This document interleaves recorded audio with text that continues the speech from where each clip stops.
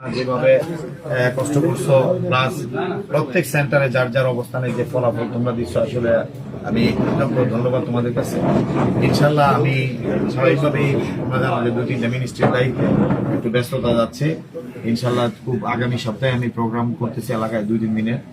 Prime মিনিস্টারের সাথে ছুটি নিয়ে আসতে হবে, তো কারণ ওয়ার্কিং ডে ছাড়া আবার ডিসি অফিসে মিটিং, ইউনো অফিসে মিটিং লাগবে, প্রশাসনিক মিটিং আছে, পলিটিক্যাল মিটিংগুলো আছে। এই কারণে তো আমি খুব দ্রুত ওই প্রোগ্রামগুলো জানাচ্ছি কবে আমি। ইনশাল্লাহ সবাই দোয়া করবা, আর নেতাকর্মীরা বলবা, 2-1 ফেসবুকে দেখছি লিখতেছে ওই আলম ভাইয়ের খুঁজে পাই সময় লাগবে, হতাশ লইব। আলম ভাই তো আছেই, আর তোমাদের কাজ নিয়ে আমি আছি। এলাকায় খুব দ্রুত সময়ে আমরা দৃশ্যমান করবো যে কথাগুলো মানুষকে বলছি, যে কমিটমেন্ট গুলা করছি উন্নয়নের, এগুলা করতে হবে না ইনশাআল্লাহ। করতে হইলে মিনিস্ট্রিতে তো কাজ আছে, নিজের মন্ত্রণালয়ের দায়িত্ব আছে, আবার এগুলোর জন্য গ্রাউন্ড ওয়ার্ক করতেছি ইনশাআল্লাহ। ইতিমধ্যে আমি চণ্ডীগড় হসপিটাল, ট্রমা হসপিটাল এগুলো চালুর ব্যাপারে 100 বেড যেগুলো বলছিলাম, এই ব্যাপারে কাজ শুরু করছি। সোমবারে স্বাস্থ্যমন্ত্রীর সাথে মিটিং আছে, দ্রুত সময়ের মধ্যে এগুলো চালু করা। ডাক্তার সহ যাবতীয় বিষয়গুলো আছে, অন্য বিষয়গুলা আছে ইনশাল্লাহ। আর আমি বাড়ির ভোরে বাইসা মাদকের ব্যাপারে তো আমরা মিটিং করবো, প্রশাসনিক মিটিংও হবে। একদিনে হবে না, আস্তে হবে।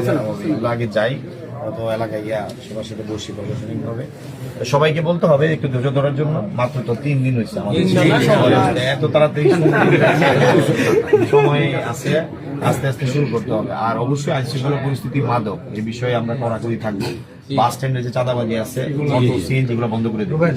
আমি প্রশাসনকে বলছি, নেতৃবৃন্দরা বলছি যে আপনারা এটা কিভাবে কি করা যায়। আমরা যেদিন আসবো ওদিন আমরা ওই অটো সিএনজির যে চাঁদাবাজি যে টুকটাক এগুলো বন্ধ করে দেবো ইনশাল্লাহ। ওই যে টার্মিনালের যে টেন্ডার আসবে, তখন চেম্বার অফ কমার্সের সাথে কথা হয়েছে, সেটাও আমরা করে দেবো। আস্তে আস্তে এগুলো আমরা একটা করে শুরু করবো।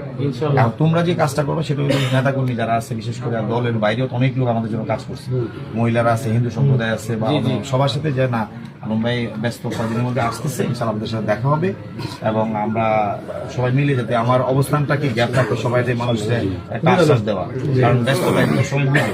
তারপরেও অনেকে মনে করে যে পাইতেছি না, ফোন তো রূপারি ধরি, কিন্তু ফোন তো বুঝো সারাদিন টেলিফোন, সরকারি ফোন, ফোন অনেক সব মিলায়া। তোমরা আবারও বলি যে তোমাদের কাছে অনেক ধন্যবাদ তোমাদেরকে, তোমরা সবাই কষ্ট করছো, আল্লাহ আমাদেরকে ইজ্জত দিচ্ছে। এবং আমরা যেভাবে বলছিলাম যে golden A plus, golden A plus আমরা হিসাব কিতাব করতেছি, যে ইউনিয়নে ভালো ফল উঠেছে তাদেরকে পুরস্কারও দিব। সবাই দোয়া করবা ইনশাআল্লাহ, সবাই দোয়া করবা। আর আমার এই আসার আগ পর্যন্ত এলাকাতে সবখানে একটু ঘুরে ঘুরে সবার একটু দেওয়া, এবং আইন শৃঙ্খলা পরিস্থিতি তোমরাও খেয়াল রাখতে হবে, নিজেরও খেয়াল রাখতে হবে। আর এমন কোনো কাজ করা যাবে না যে আমার এবং দলের ভাবমূর্তি ক্ষুণ্ণ হবে। সবাই এই জিনিসটা, এখন সরকারি দল, আমাদের কথাবার্তা আচার আচরণ অন্যরকম হবে। আগে ছিলাম আমরা অপরিসর, এখন কিন্তু আমাদের সবকিছু চিন্তা ভাবনা করে করতে হবে। আমাদের মাননীয় প্রধানমন্ত্রীর যে দৃষ্টিভঙ্গি, যে চাহিদা, মানুষের সাথে থাকা, জনগণের সাথে থাকা, এটা ছিলাম বিদায় কিন্তু আমরা কামিয়াব হয়েছি। আবার এটাকে অব্যাহত রাখতে হবে। হ্যাঁ, এখন হয়ে গেছে একটা কিছু, আমরা যোগাযোগ না কারোর সাথে টাচ না, এটা কিন্তু করা যাবে না আমাদের। আবার ইনশাল্লাহ, তো যাই হোক, সবাই ভালো থাকবা ইনশাল্লাহ। যারা আছে সবাইকে ধন্যবাদ জানাইবা। আর আমি দুটোই প্রোগ্রাম দিচ্ছি এলাকায়, ধন্যবাদ সবাইকে। অনেক